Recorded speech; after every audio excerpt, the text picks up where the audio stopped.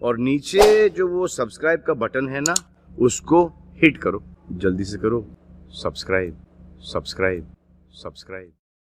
لوگوں کے ساتھ ملاقات کے وقت آپ کا چہرہ کھلا ہونا چاہیے، چہرے پہ خشونت، چہرے پہ رعونت، چہرے پہ سرکشی کے آثار، تکبر اور غرور کے آثار یہ کسی بھی انسان کو زیبا نہیں دیتے۔ تکبر صرف اللہ کی شان ہے، اور اس کے اسماء مبارکہ میں سے ایک اسم مبارک متکبر ہے۔ الکبریاء اور ردائی، کہا کبریائی میری چادر ہے، اور جو مجھ سے میری چادر چھیننا چاہے گا میں اس کو جہنم کی آگ میں ڈالوں گا۔ اس کائنات میں ہونے والا پہلا جرم تکبر ہے۔ جب ابلیس کو آدم علیہ السلام کے سامنے سجدہ کرنے کا حکم دیا گیا تو اس نے کہا کہ میں تو سجدہ نہیں کروں گا، ابا واستکبر وکان من الکافرین، اس نے انکار کیا بوجہ تکبر، اور تکبر رائی کے دانے کے برابر بھی اللہ کو پسند نہیں ہے۔ اور قیامت کے دن جب لوگ سود اسرافیل سے آغوش موت میں ہوں گے تو اللہ تعالیٰ جل شانہ لوگوں سے خطاب کرے گا، تو اس میں ایک جملہ یہ ہوگا، این المتکبرون، تکبر کرنے والے کہاں ہیں؟ تو لوگ آغوش موت میں ہوں گے تو کوئی سر نہیں اٹھائے گا۔ اللہ فرمائے گا این الملوک، بادشاہ کہاں ہے؟ کیونکہ زیادہ تکبر بادشاہوں میں، حکمرانوں میں ہوتا ہے۔ تو اللہ تعالیٰ فرمائے گا انا المتکبر، میں متکبر ہوں، یہ میری شان، انا المالک، میں بادشاہ ہوں۔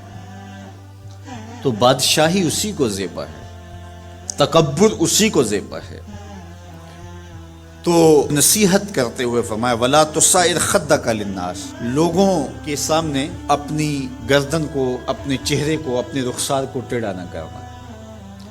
ابن منظور افریقی نے لسان العرب میں لکھا ہے کہ یہ سعر سے نکلا ہے، اور یہ اونٹ کی ایک بیماری ہے۔ جس طرح بندوں کو لقوہ ہو جاتا ہے، اس کا منہ ٹیڑھا ہو جاتا ہے، تو اونٹ کو ایک بیماری لگتی ہے، تو جب وہ بیماری اس کو لگ جائے تو اس کی گردن ٹیڑھی ہو جاتی۔